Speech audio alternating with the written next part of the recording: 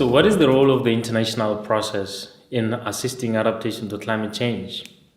There are 6 ways that I want to introduce now. The first way in which the international process helps in adaptation is by bringing in the science. And by the science here, we mean the latest information on how much is the climate changing and how much is it going to change in order to be able to inform how much adaptation is needed. And the science is brought, or the international process gets it from the Intergovernmental Panel of Climate Change. Many of you might have heard about it. It brings together scientists all over the world to contribute into the science and to understand and improve on our understanding on the scale of climate change and then the projected future. That is the first part. The second part, the international process through the UNFCCC sets the goals and objectives for adaptation. For example, the goals on enhancing the adaptive capacity, of building the resilience, of reducing vulnerability. It sets these goals as the overall framework under which we should be undertaking adaptation. And these are the goals that drive the countries, the organizations, all actors and stakeholders to pursue the same goals on how we adapt to climate change. The third way in which the international process helps in adaptation is then based on the goals and the objectives. The international process establishes guidelines on how to do adaptation, the step-by-steps or the steps that need to be taken to adapt to climate change, to plan for adaptation, to implement the measures, to review the progress that is being made, and to put together the support that's required. Then the fourth element is establishing processes that provide the opportunity for the countries to actually apply the guidelines to achieve the goals that I just mentioned, that would then help to build a solid climate change adaptation response. Such processes, for example, are the national adaptation plans. They were established in 2010 and they enable the countries to identify their adaptation needs and then be able to design adaptation measures that would respond to those adaptation needs. And the advantage of these processes is that they are established under the process with deliberate support mechanisms that help the countries on how to undertake adaptation step by step and all the way. A fifth element on how the international process helps on climate change adaptation is to put together the support arrangements for the developing countries. And here the support arrangements have 2 dimensions. There is the technical support. The technical support includes committees and expert groups that are established by the UNFCCC or the governments themselves. These committees and bodies help the countries to undertake the processes that I just mentioned, to apply the guidelines, and these committees also help to develop further technical tools and materials that can be applied by their countries in their work. They also help to bring the countries together to learn from each other, to do different activities. And they also undertake specific work that may be requested by the governments on how to undertake different things. For example, how do we assess progress that we are making?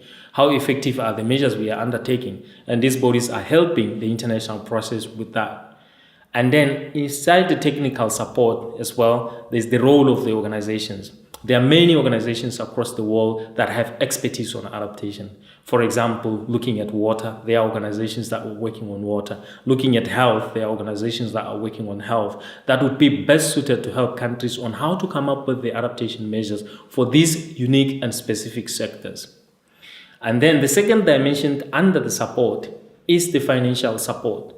The international process sets up the financial architecture to ensure that there is support to the developing countries to develop plans to adapt to climate change and to implement the policies, projects, and programs that they are identifying through their plans that would help them to adapt to climate change.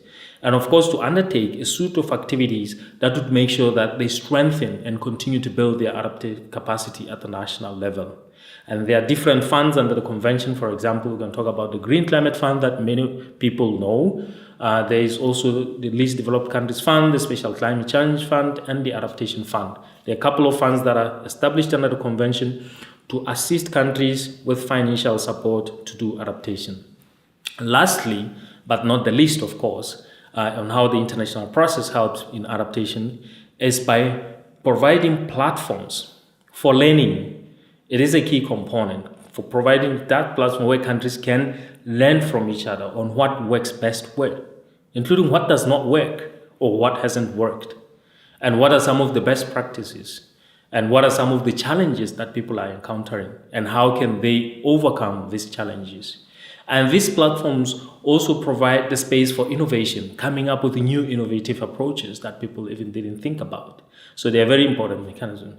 So in short, the 6 ways is the science, the goals, objectives, guidelines, processes, support arrangements, and these platforms that all build a very solid architecture to help advance adaptation.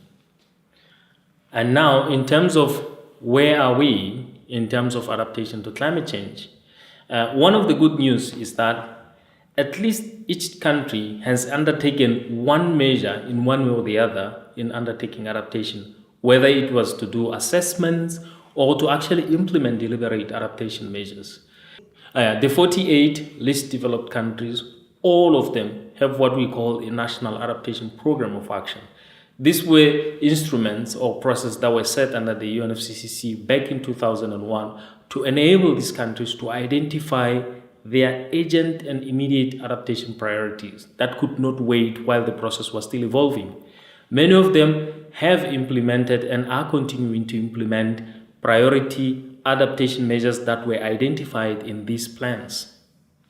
And currently, many developing countries, including the least developed countries, are actively engaging in preparing their national adaptation plans. And as part of that, they are undertaking multiple activities of building institutional arrangements, establishing regulatory and institutional frameworks, and so on and so forth, doing assessments on climate change. And some of them are building monitoring and evaluation systems. And a whole lot of work is happening around the world by the developing countries, including even by the developed countries. And also, the convention funds, as I did mention, in many ways are already providing support to the countries. The Green Climate Fund in particular has launched its operations and is actively supporting countries on formulating their adaptation plans, and it is also funding countries on several adaptation programs that they have already identified through prior existing plans. And there's one important thing that also I want to highlight in terms of the state of where we are. There's a lot of learning, and there are a lot of emerging good practices on some of the innovations that are happening. And these are expanding and evolving in different ways and in very important ways across the world.